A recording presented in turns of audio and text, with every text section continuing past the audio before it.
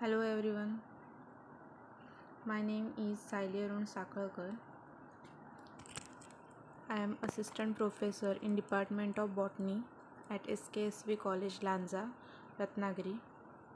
In today's video, we are going to learn about the meristems, leaf development and phyllotaxy. So, what are the meristems?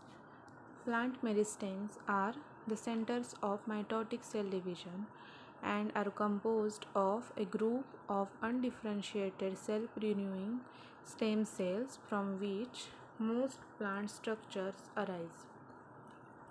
Meristematic cells are also responsible for keeping the plants growing. The meristem is a type of tissue which is found in the plants. It consists of undifferentiated cells, that is meristematic cells, which are capable of cell division. Cells in the meristem can develop into all the other tissues and organs that occur in the plants. The term meristem was first used in 1858 by Carl Wilhelm von Nageli in his book. Differentiated plant cells generally cannot divide the cells of different type.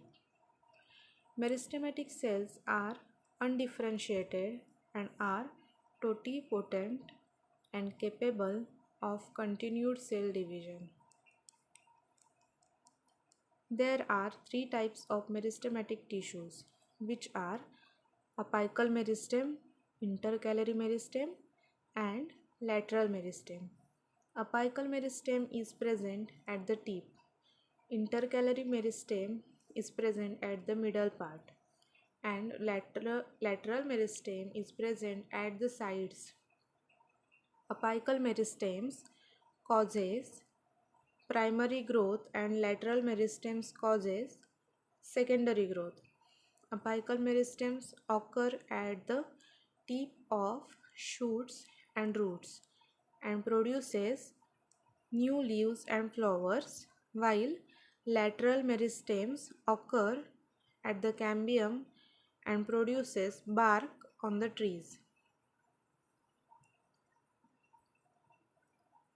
Then theories. There are three types of theories. First is apical cell theory, second is histogen theory, third is tunica corpus theory. First, apical cell theory. Apical cell theory was proposed by Hofmeister in 1857 and supported by Carl Wilhelm von Nageli in 1978. According to them, there is a single pyramidal cell in the shoot apex of most vascular cryptogams, or the single apical cell is responsible for the shoot formation and successive growth of plant. Here is the diagram of apical meristem organization in shoot. Second is histogen theory. Histogen theory was proposed by Hansteen in 1870. According to this theory, the shoot apical meristem consists of three distinct meristematic zones or layers or histogens. So first is dermatogen. Dermatogen is the outermost layer and it forms epidermis and epidermal tissue system. Then periplem. Periplem is the middle layer which gives rise to cortex and endodermis. Then pleurum. Pleurum is the innermost layer which forms pith and stele. Then tunica corpus theory. The theory of tunica corpus given by Schmidt in 1927 is connected to the apical meristem of shoot apex or stem. Similar to it, tunica is the fire apex outer zone while corpus is the inner zone. Corpus is the inner mass that is divided to form procambium and terrestrial meristem. Here there is a diagram of apical meristem organization in shoot. Then we will discuss about leaf development and phyllotaxy. First, development of leaf. So what is the leaf? Leaf is an exogenous flattened lateral outgrowth developing at the node of the stem and bear bud in its axil. It is the major photosynthesizing and transpiring organ of the plant. It develops from the shoot meristem as leaf primordium. So, there are some stages in the development of leaf, that are initiation, development of leaf axis, growth of lamina by marginal meristem, then differentiation of mesophyll and vascular tissue. So first is initiation. Periclinal divisions on flanks of promeristems below the apex. It produces a bulk called leaf buttress which grow laterally.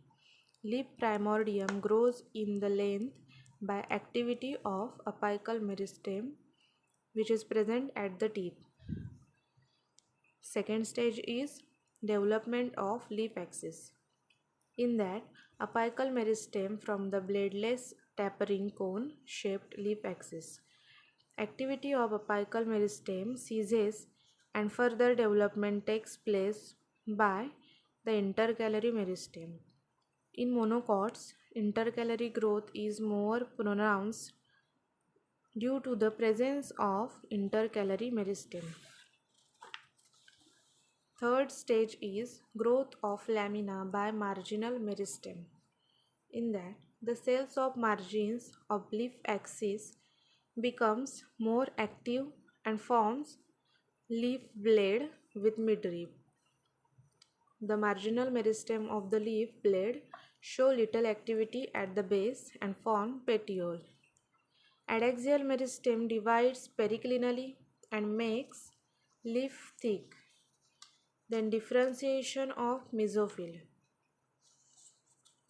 Palisade parenchyma is formed by anticlinal divisions. Spongy parenchyma is formed by anticlinal divisions but less frequent than palisade cells. The adjacent epidermal cells stop dividing and enlarge in the plane parallel to the surface of the leaf. Then vascular tissue. Vascular tissue developed by the activity of procambium that develops from plate meristem. Phloem develops earlier than xylem. The midrib and lateral veins are formed during the intercalary growth. Okay. Then phyllotaxy. What is the phyllotaxy? Phyllotaxy is the mode of arrangement of mature leaves on the stem and its branches. Okay. And here is a diagram of leaf arrangements, that is phyllotaxy. These are the types, which are three types. Which are them? Alternate, opposite and whorled. Okay. In alternate phyllotaxy, when single leaf arise at each node and leaf of adjacent nodes lie towards the opposite sides, they are arranged spirally around the nodes. Okay. Then opposite phyllotaxy. In opposite phyllotaxy, two leaves at each node are always opposite to one another. Then third is whorled phyllotaxy. In this type of phyllotaxy, three leaves forming a whorl at each node. Okay.